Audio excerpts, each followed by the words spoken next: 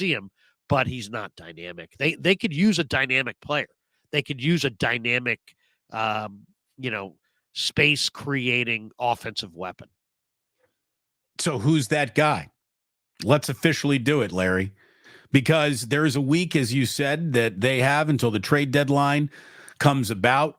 Talent acquisition. Again, if there is a silver lining to put around the loss, maybe it makes the Niners more aggressive here at the trade deadline than they might have been. 2-game winning streak is an awful lot of, or a 2-game losing streak is finding some reality religion. So maybe we've got a more aggressive Kyle Shanahan, John Lynch looking at trades that can be made. And as far as I'm concerned, you got some dance partners on the floor. Carolina, Chicago, Denver, Houston, New England, New York teams, both of them, and Tennessee, I think are open for business. So I would be scouring, those rosters. And you and I talked about this a little bit doing post game last night. What do you want? Well, first of all, James Foster, love you, James. He says, Larry, come on. I love you. We're now expressing our love for each other. But the 49ers have the most dynamic offensive weapons. Said who? That's the most ridiculous statement of all time. George Kittle runs through you. Deebo Samuel runs through you. Jawan Jennings ran 4.7. He runs through you. Ronnie Bell's got great ball skills, but he's not dynamic.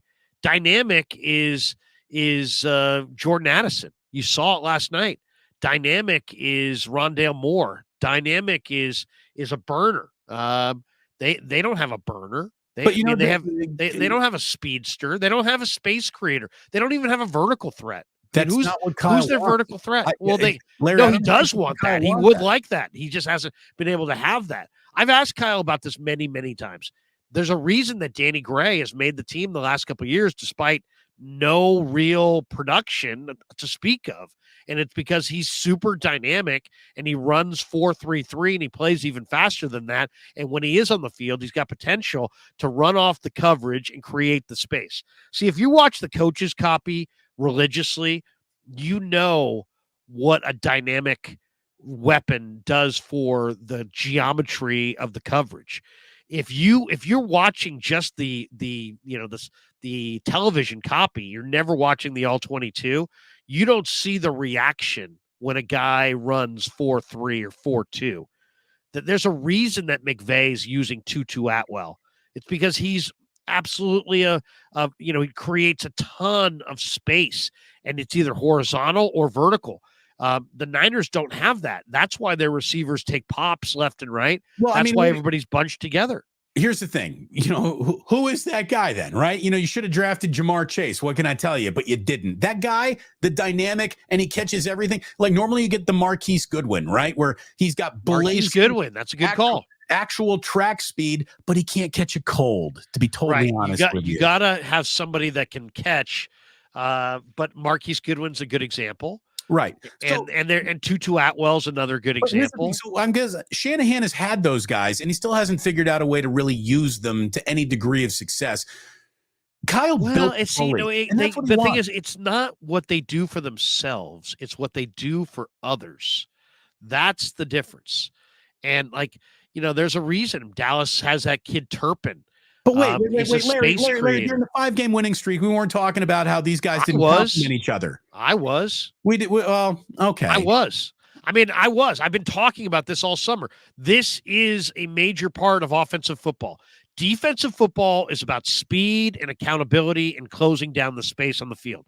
Offensive football is about speed and stretching the field vertically, horizontally, and you can do it by play design. You can do it by actual speed. But I asked Kyle 3 times this summer, how important is the vertical threat? And he's like, the guys on the other team know everybody's 40 time, and they will defend you according to how well you run. So it's really important. That's why they keep not cutting Danny Gray, because they keep having hope that they can have him out there and he'll run off the top of the defense and he'll create space. But now here we are. It's a couple of years in, can't stay on the field, can't get on the field. They need a dynamic playmaker to create some space on offense. Is it Jerry Jeudy? I don't know. Is it Rondale Moore? I don't know. Is there some player out there that they could get that, I'd have to scour the receiver market and see who's technically available.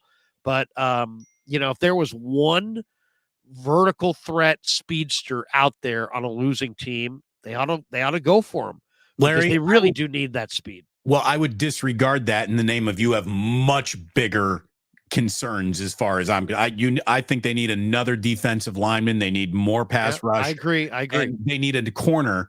They need another corner before they need another wide receiver who's just a vertical threat. They don't need the concept of anyone. They need actual production from whoever they get. They don't need to add a concept. They need to add a player who makes plays.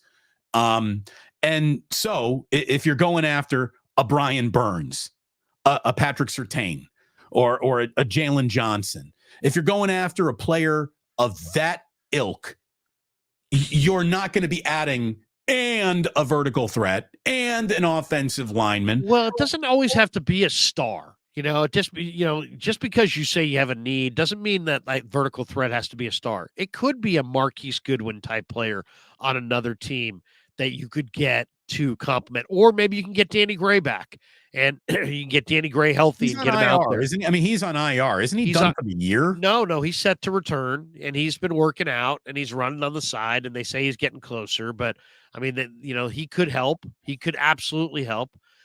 They got a few needs right now. They really do. I mean, I think that I agree with you. Their primary need is they're not getting home up front. So they need a pass rusher. But I would say the primary need is the corner because their top three corners, I think, proved the last couple of weeks they aren't good enough. And if their top three corners aren't good enough, the odds are that one of those guys has an injury are pretty high. And then you're going to have to lean on your fourth and fifth corner. And I don't know what they can expect to get out of Womack. I don't know if Darrell Luter Jr. is going to make an impact. These are young players. So Jalen Johnson would be a great call. J.C. Horn would be a great call. Surtain seems to me to be a pipe dream, just because I don't understand why Denver would move him at all, because he's not expensive. He's a great player. He's one of the best players in the league.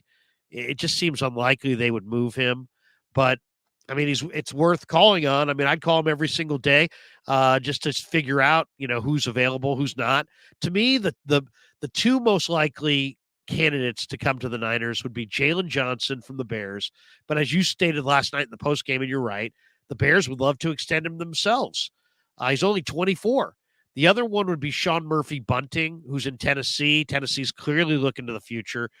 Sean Murphy Bunting's only 26. That's a corner who I think could help them and is gettable. So those are the two guys. Surtain seems like a pipe dream. Daniil Hunter and Brian Burns seem like pipe dreams. I would say the more likely edge rushers would be like Arden Key from Tennessee, or possibly Josh Uche from the Patriots, who's an undersized rusher, only 25.